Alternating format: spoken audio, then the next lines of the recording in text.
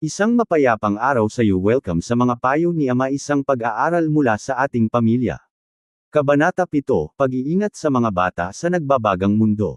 Pagbabantay sa kanilang puso, paggabay sa kanilang isip, at pagpapatibay ng kanilang buhay kay Kristo. Bawat salinlahi ng mga magulang ay humarap sa mga natatanging hamon sa pagpapalaki ng mga anak, ngunit ang mundo ngayon ay naghaharap ng mga pagkakataon at panganib na hindi katulad ng dati. Pinag-ugnay ng teknolohiya ang mundo sa kahangahangang paraan, ngunit nagbukas din ito ng mga pinto sa mga nakapipinsalang impluwensya na maaaring humubog sa puso at isip ng mga bata. Ang social media, libangan, panggigipit ng mga kasama, maling aral, moral na kalituhan, at mga sekular na pilosopiya ay araw-araw na nakikipagpaligsahan para sa atensyon ng susunod na salinlahi. Habang ang mundo ay patuloy na nagbabago, ang salita ng Diyos ay nananatiling di nagbabago.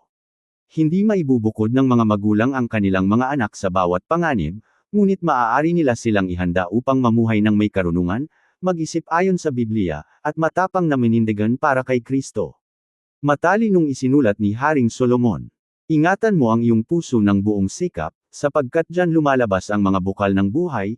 Kawikaan Kapitulo 4 Versikulo 23.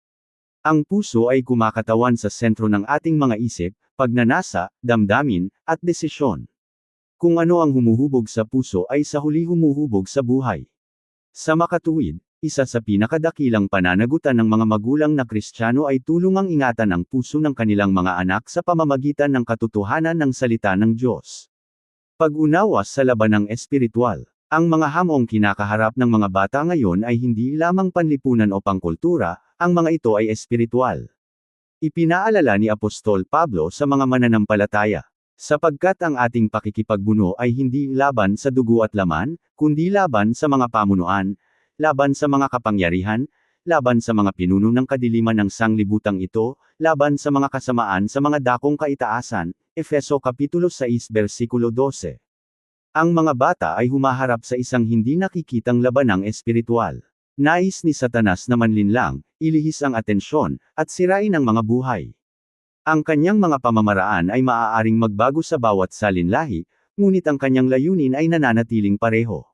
Nagbabala si Jesus, ang magnanakaw ay hindi dumarating, kundi upang magnakaw, at pumatay, at manayra. Juan Kapitulo 10 Versikulo 10.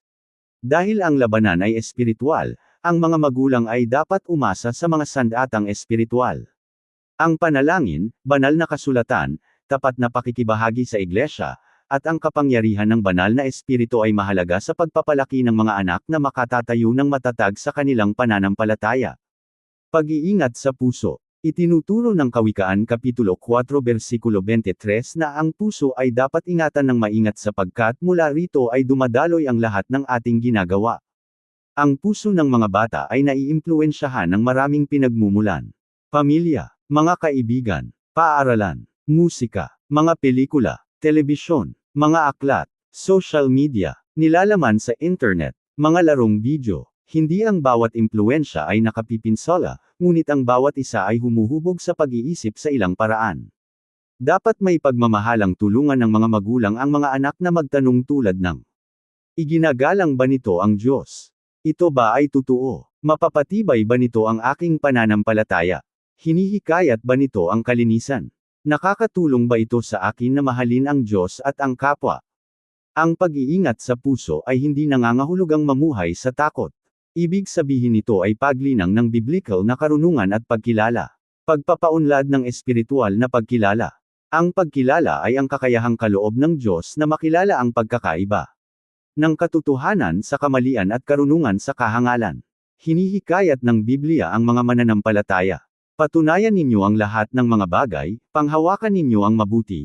Unang Tesalonika Kapitulo 5 Versikulo 21, KJV.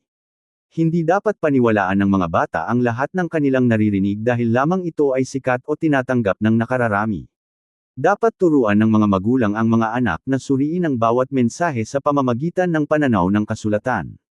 Magtanong ng sama-sama tulad ng, sang-ayon ba ito sa salita ng Diyos? Ano ang itinuturo ng Biblia? Anong mga pagpapahalaga ang itinataguyod dito? Ay lalapit ba nito ako kay Kristo?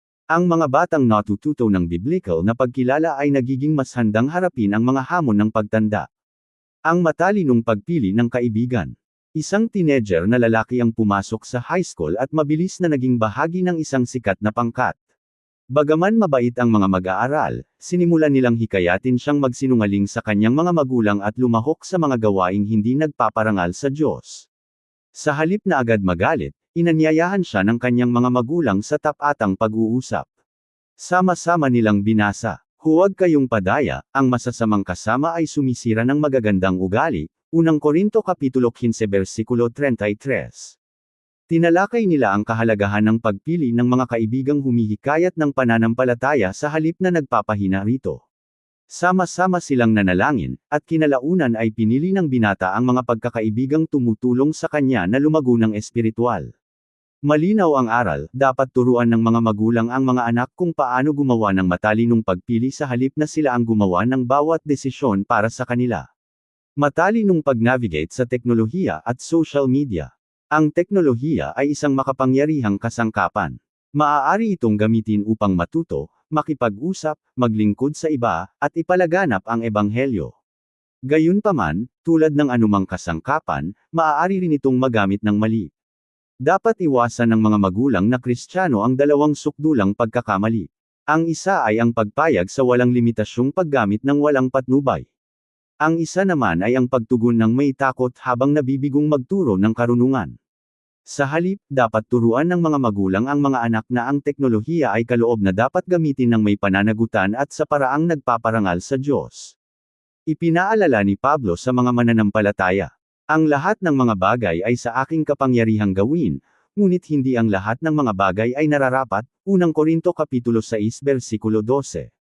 Dapat matutunan ng mga bata na hindi lahat ng makukuha sa internet ay kapaki-pakinabang. Mga praktikal na alituntunin para sa pamilya. Magtakda ng makatwirang hangganan sa oras ng paggamit ng mga kagamitan. Panatilihing bukas ang usapan tungkol sa mga karanasan sa online. Hikayatin ang mga kainan at panahon ng debosyon ng pamilya na walang teknolohiya. Turuan ang mga bata na huwag kailanman magbahagi ng personal na impormasyon sa mga hindi kakilala. Tulungan ang mga bata na maunawaan na ang mga pagpili sa online ay may kahihinatnan sa tunay na buhay. Hikayatin ang paggamit ng teknolohiya para sa pag-aaral, paglilingkod, at pagbabahagi ng katotohanang biblical. Sa halip na umasa lamang sa mga tuntunin, dapat tulungan ng mga magulang ang mga anak na linangin ang pagpipigil sa sarili at matalinong paghuhusga. Ang pagbabago ng isip sa pamamagitan ng salita ng Diyos. Patuloy na sinusubok ng mundo na hubugin ang paraan ng pag-iisip ng mga bata. Isinulat ni Pablo, "At huwag kayong umayon sa takbo ng sanlibutang ito, kundi magbagong anyo kayo sa pamamagitan ng pagbabago ng inyong pag-iisip." Roma Kapitulo 12 versikulo 2. Ang pagbabago ay nagsisimula sa binagong isip. Dapat regular na punuin ng mga bata ang kanilang isip ng katotohanan ng Diyos. Maaaring hikayatin ito ng mga magulang sa pamamagitan ng sama-samang pagbabasa ng kasulatan, pagsasaulo ng mga talata sa Biblia, pagtatalakay ng mga prinsipyong biblical sa pang-araw-araw na buhay, paghimok sa mga mapanuring katanungan, paglalapat ng salita ng Diyos sa mga kasalukuyang pangyayari. Kapag alam ng mga bata ang kasulatan, nagiging mas handa silang makilala ang panlilinlang pag-iisip sa kung ano ang dalisay. Nagbigay si Apostol Pablo ng praktikal na patnubay kung ano ang dapat pagtuunan ng pansin ng mga mananampalataya. Sa katapusan, mga kapatid, anumang bagay na katotohanan, anumang bagay na kagalang-galang, anumang bagay na matuwid, anumang bagay na malinis, ay isipin ninyo ang mga bagay na ito. Filipos Kapitulo 4 versikulo 8 KJV. Maaaring gamitin ng mga magulang ang talatang ito bilang simpleng pamantayan para sa libangan at pang-araw-araw na desisyon. Magtanong ng sama-sama, ito ba ay totoo? Ito ba ay kagalang-galang? Ito ba ay malinis? Ito ba ay kaaya-aya? Nagpaparangal ba ito sa Diyos? Ang mga tanong na ito ay tumutulong sa mga bata na linangin ang mga biblical na gawin ng pag-iisip. Pagpapatibay ng pagkakakilanlan kay Kristo. Maraming kabataan ngayon ang nahihirapan sa mga tanong tungkol sa pagkakakilanlan, pagtanggap, at layunin. Madalas sabihin sa kanila ng lipunan na ang kanilang halaga ay nakabatay sa anyo, kasikatan, tagumpay, o ari-arian. Iba ang itinuturo ng Diyos. Ang bawat bata ay nilikha sa larawan ng Diyos at may di masusukat na halaga. Dapat patuloy na ipaalala ng mga magulang sa kanilang mga anak. Ikaw ay minamahal ng Diyos. Ikaw ay nilikha ng may layunin.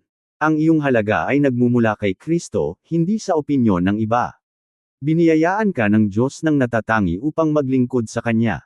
Kapag nauunawaan ng mga bata ang kanilang pagkakakilanlan kay Kristo, nagiging mas hindi sila umaasa sa pagsang-ayon ng mundo. Paninindigang matatag sa labanang espiritual. Nagbabala si Pedro sa mga mananampalataya. Kayo'y maging mapagpigil, kayo'y maging mapagbantay, sapagkat ang inyong kaaway na dyablo, na parang liyong umaatungal, ay lumilibot na humahanap ng masisila niya. Unang Pedro Kapitulo 5 versikulo 8, KJV. Dapat turuan ng mga magulang ang mga anak na ang pagiging mapagbantay sa espiritual ay bahagi ng pang-araw-araw na pamumuhay na Kristiyano. Inuutos ni Apostol Pablo sa mga mananampalataya. Isaac ba't ninyo ang buong kasangkapan ng Diyos, Efeso Kapitulo 6 versikulo 11, KJV. Maaaring talakayin ng pamilya ang bawat bahagi ng kasangkapan ng sama-sama. Ang bigkis ng katotohanan. Ang baluti ng katwiran. Ang mga panyapak ng ebanghelyo ng kapayapaan. Ang kalasag ng pananampalataya. Ang helmet ng kaligtasan. Ang tibak ng espiritu, na siyang salita ng Diyos. Dapat maunawaan ng mga bata na ang kanilang pinakadakilang proteksyon ay nagmumula sa araw-araw na paglalakad kasama si Kristo. Mga praktikal na paraan ng paghubog sa pamilya. Maaaring tulungan ng mga magulang na ingatan ang kanilang mga anak sa pamamagitan ng sadyang paglikha ng tahanang nakasentro kay Kristo. Ilang praktikal na ideya ang kinabibilangan ng pagsasagawa ng regular na pag-aaral ng Biblia sa pamilya. Panalangin ng sama-sama araw-araw. Paghihikayat ng bukas na usapan tungkol sa mga mahihirap na paksa. Pagsasaulo ng kasulatan bilang pamilya. Paglilingkod ng sama-sama sa mga ministeryo ng iglesia at komunidad. Pagiging huwaran ng pagsisisi, pagpapatawad, pagpapakumbaba, at pananampalataya. Pagtuturo sa mga bata na hanapin ang karunungan ng Diyos bago gumawa ng mahahalagang desisyon. Pagbuo ng ugnayan kung saan ang mga bata ay ligtas na magtanong ng tapat na katanungan ng walang takot sa paghuhusga. Ang mga batang nagtitiwala sa kanilang mga magulang ay mas malamang na humingi ng patnubay sa kanila sa panahon ng mahihirap na yugto ng buhay. Halimbawa sa buhay, paninindigang matatag. Isang teenager na babaeng Kristiyano ay pinilit ng kanyang mga kaklase na ikumpromiso ang kanyang mga prinsipyong biblical upang matanggap sa kanila. May paggalang siyang tumanggi, kahit na tinutokso siya ng ilang kaibigan. Nang gabing iyon ay ibinahagi niya ang karanasan sa kanyang mga magulang. Sa halip na purihin lamang ang kanyang katapangan, sila ay nanalangin ng sama-sama, nagbasa ng salita ng Diyos, at ipinaalala sa kanya na ang pagsunod kay Kristo ay minsan nangangailangan ng paninindigang mag-isa. Natutunan niya na ang katapatan sa Diyos ay mas mahalaga kaysa sa panandaliang kasikatan. Kinalaunan ay naalala niya na hindi lamang siya pinrotektahan ng kanyang mga magulang mula sa mundo, inihanda nila siyang mamuhay ng tapat sa loob nito. Mga praktikal na aplikasyon para sa mga magulang ngayon. Manalangin araw-araw para sa espiritual na proteksyon ng iyong mga anak. Kilalanin ang mga kaibigan ng iyong mga anak at panatilihin ang mapagmahal na komunikasyon. Magturo ng biblical na pagkilala sa halip na umasa lamang sa mga tuntunin. Magtakda ng malusog na hangganan para sa teknolohiya at social media. Punuin ang iyong tahanan ng kasulatan, panalangin, pagsamba, at mga usapang nakasentro kay Kristo. Hikayatin ang mga anak na magtanong ng mahihirap na katanungan at sagutin ang mga ito ng may biyaya at katotohanang biblical. Paulit-ulit na ipaalala sa iyong mga anak na ang kanilang pagkakakilanlan at halaga ay matatagpuan kay Hesukristo. Maging huwaran ng pamumuhay na Kristiyano ng may pagkakaayon, sapagkat ang mga bata ay natututo mula sa ginagawa ng mga magulang tulad ng mula sa kanilang sinasabi. Ang pag-iingat sa mga bata sa nagbabagang mundo ay nangangailangan ng higit pa sa paglilindong sa kanila mula sa mga nakapipinsalang impluwensya.